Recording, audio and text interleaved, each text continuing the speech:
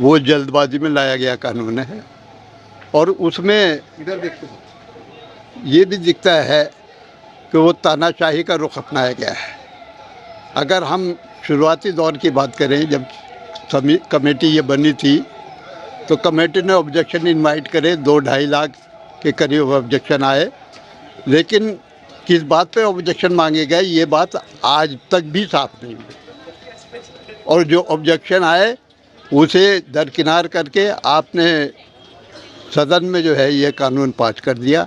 ये कानून देखिए, अगर हम बात करते हैं एक देश, एक विधान, एक समान, तो समानता कहाँ है? आपने यहाँ ट्राइब को अलग कर दिया, जौनसार क्षेत्र को अलग कर दिया। अगर हम यहाँ रहते हैं और जौनसार जाएंगे तो क्या वहाँ कानून करेगा? अगर यहाँ ब्याह शादी यहाँ की दूसरे स्टेट में लड़कियों की होंगी, वहाँ कौन से कानून के तहत शादी होगी? वहाँ के कानून के तहत शादी होगी या हमारे कानून के तहत शादी?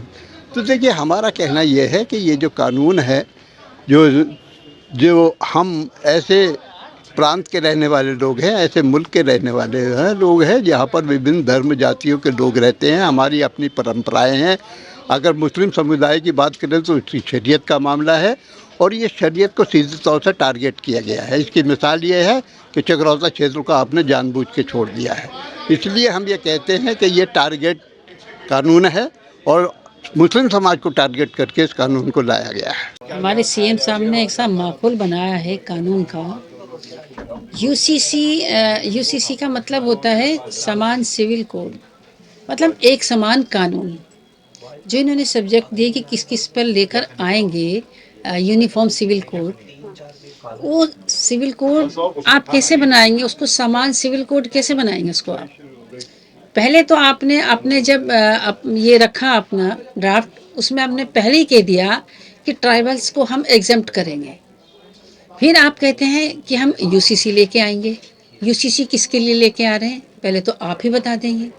अगर आप गहराई से देखें इसको, कि आनंद मैरिज एक्ट के अंदर सिख भाइयों की शादियां होती हैं, क्रिश्चियंस की अपनी जगह शादी होती है और मुस्लिम्स की निकाह वगैरह होते हैं। आप मुझे बताएं कि आप क्या विवाह में कौन सा कानून लेकर आ रहे हैं? क्या कानून क्या है आपका? पता तो चले। समान सिविल की बात करते हैं, समान सिविल कोड है क्या आपका? क्योंकि आपने पहले ही एग्जेम्प्ट कर दिया चीज़ों को। कैसे करोगे? एक प्रदेश के अंदर 2 कानून, एक प्रदेश के अंदर हम शादी कुछ और कर रहे हैं, वो शादियाँ कुछ और कर रहे हैं।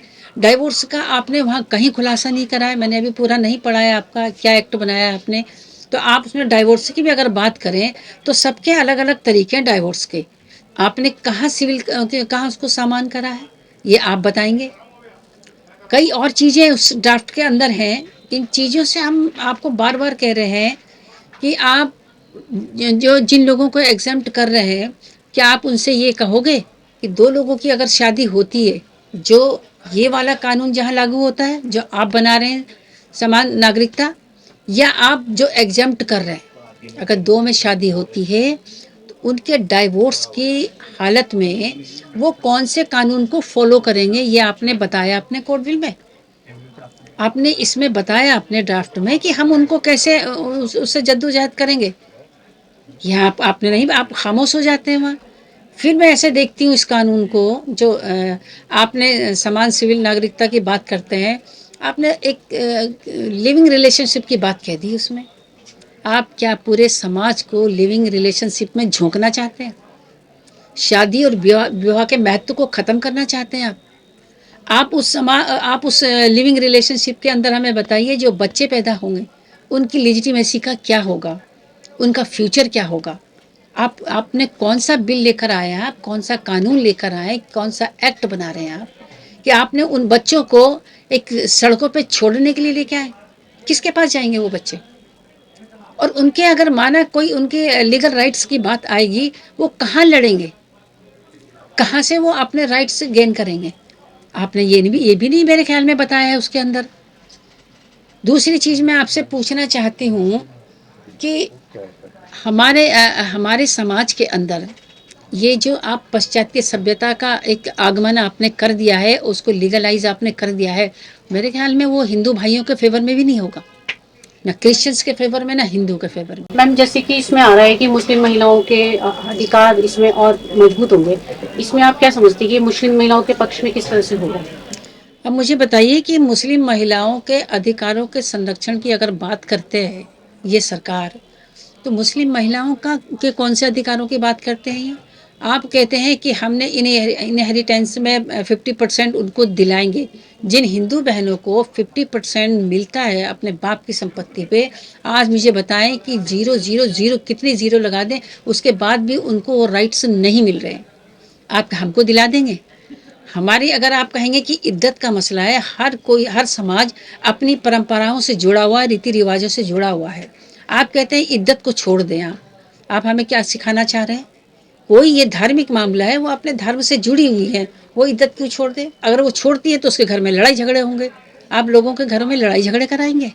दूसरी आप कहते हैं कि हमारे राइट्स को प्रोटेक्ट कर रहे हैं महिलाओं के, तो अब मैं आपको सुझाव देती हूँ, महिलाओं के राइट्स को प्रोटेक्ट करने का आपके पास बहुत अच्छा है। आप विधानसभा में उनके लिए कुछ सीटें रिजर्व कर दें, आप उनकी नौकरी रिजर्व कर दें, आप हमारा राइट्स प्रोटेक्ट कर लेंगे। लेकिन आप ये नहीं करेंगे, आप हमारे घरों में लड़ाई झगड़े स्थापित कराएंगे। और कौन से हमारे राइट्स की बात करी है उन्होंने? इनफैक्ट हमारे घरों में झगड़े कराने वाली बात करिए इस कानून को लाके।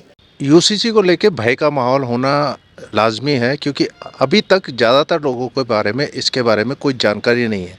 हमें भी आज ये ड्राफ्ट मिला है, अब इसको पढ़ के देखा जाएगा कि आखिर से इस ड्राफ्ट में ऐसा कुछ क्या है। लेकिन मूलतः जो छोटी छोटी बातें सामने आई हैं, जो छन के लोगों से जानने की मिली है, उससे ये लगता है कि सरकार ये जो ड्राफ्ट है बहुत जल्दबाजी में लेके आई है और केवल एक समाज को टारगेट करने के लिए लेकर के आई है, ऐसा कुछ इससे प्रतीत होता है। जब ये यूसीसी मामला है सेंटर का, स्टेट का इसमें कोई औचित्य नहीं है, तो फिर इसको स्टेट में लाना कहाँ तक जायज़ है। हलाला और इद्दत को समझने के लिए सबसे बड़ी बात यह है कि पहले तो मुस्लिम समाज को समझने की ज़रूरत है। अब जब आप, फिर मैं वहीं आऊँगा अपनी बात पे, कि अब जब आप कह रहे हो कि लिविंग रिलेशनशिप में आप रह सकते हैं, यानी आप बिना निकाह करे, बिना शादी करे एक दूसरे के संबंध में रह सकते हैं, और यदि उस संबंध के बीच में कोई बच्चा कोई महिला जो है प्रेग्नेंट हो जाती है, तब उस बच्चे का क्या होगा। बिल्कुल इन सब चीज़ों का निचोड़ उसमें रखा गया है। जब हम हलाला की बात करते हैं, जब हम इद्दत की बात करते हैं, तो उसमें इन सब चीज़ों का प्रावधान रखा गया है। इद्दत इसीलिए कराई जाती है मुस्लिम समाज में कि यदि जिस व्यक्ति की मृत्यु हुई है या जिससे महिला का तलाक हुआ है, क्या वो महिला उस व्यक्ति की प्रेग्नेंट वाइफ तो नहीं है, इसलिए ये इद्दत का समय रखा जाता है। और जो हलाला का पीरियड है, हलाला भी इसीलिए कराया जाता है ताकि उस संबंध को अच्छी तरह से जांच लिया जाए कि क्या हलाला करने की आवश्यकता है।